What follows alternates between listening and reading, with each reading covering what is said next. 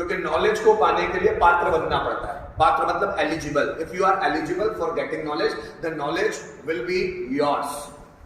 So first we have to be eligible for getting the knowledge. Knowledge पाने के लिए हमको पात्र बनना पड़ता है। नॉलेज हर किसी व्यक्ति के पास नहीं आता, उसके लिए पात्रता सिद्ध करनी पड़ती है कि हाँ मैं पात्र हूं, मैं इस नॉलेज को संभाल सकता हूं। नॉलेज उसी के पास आएगा, हर किसी के पास नहीं आएगा। आप समझ लेना। भूखे रहो चीजें सीखने के लिए।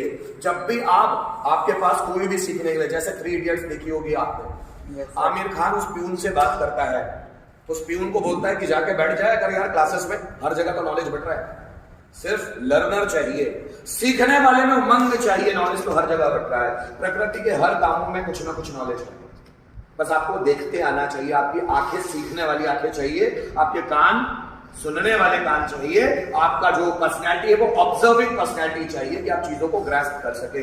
नॉलेज तो हर जगह बट रहा है, लेकिन लोगों को नॉलेज लेते नहीं आता, उनको समझ में नहीं आता इसको ग्रास्प कैसे करें। इसलिए कहा जाता है भूखे रहो सीखने के लिए। स्टीव जॉब्स की एक बुक है जिसका नाम है स्टे फुलिश स्टे हंग्री, या स्टे हंग्री स्टे फुलिश। हमेशा भूखे रहो, हमेशा बेवकूफ बने रहो, हमेशा नॉलेज के लिए भूखे रहो। जहां कहीं भी नॉलेज मिले उसको ग्रास्प कर लो, उसको पकड़ लो उस नॉलेज को।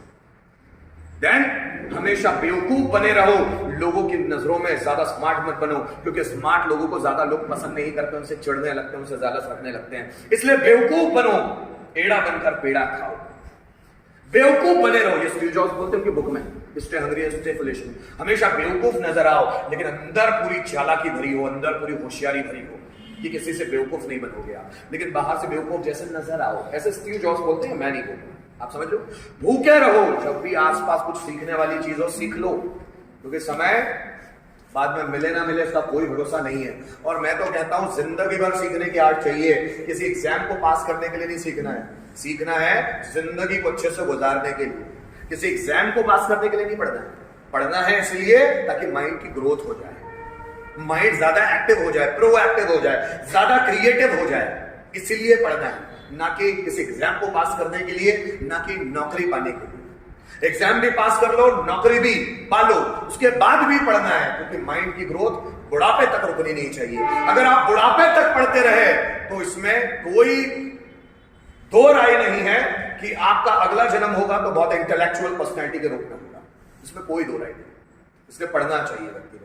अगला है कमरे में हमेशा सबसे अधिक मेहनत करने वाले इंसान रहो। जहां भी आप हो, आपसे ज्यादा मेहनत किसी को करते आनी ही नहीं चाहिए।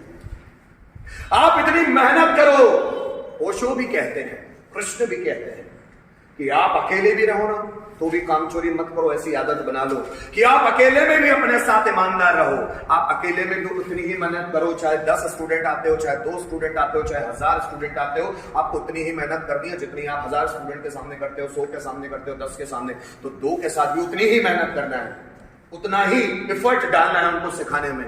आप जरा समझना, ऐसा नहीं कि ज्यादा लोग हैं तो ज्यादा मेहनत करना है, कम लोग हैं तो आलसी बना दो ना।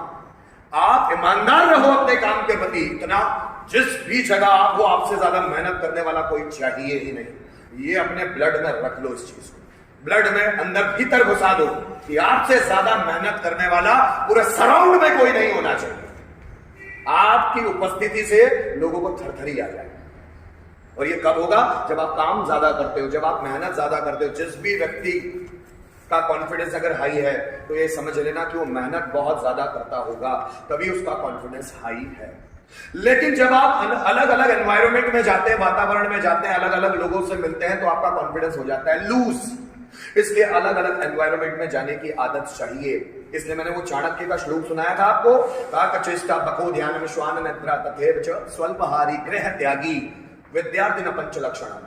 गृह त्यागी, जिसको घर छोड़ के रहने की आदत नहीं है, एनवायरनमेंट बदलने की आदत नहीं है, वो ज्यादा प्रोग्रेस भी नहीं करते। अलग अलग लोगों से मिलने की आदत चाहिए, घर में घुस घुस के नहीं रहना है, अलग अलग लोगों से बतियाना है, बात करना है, अलग अलग लोगों को ऑब्जर्व करना है, उनको समझना है किस व्यक्ति के साथ कैसी बात करनी है, कब आए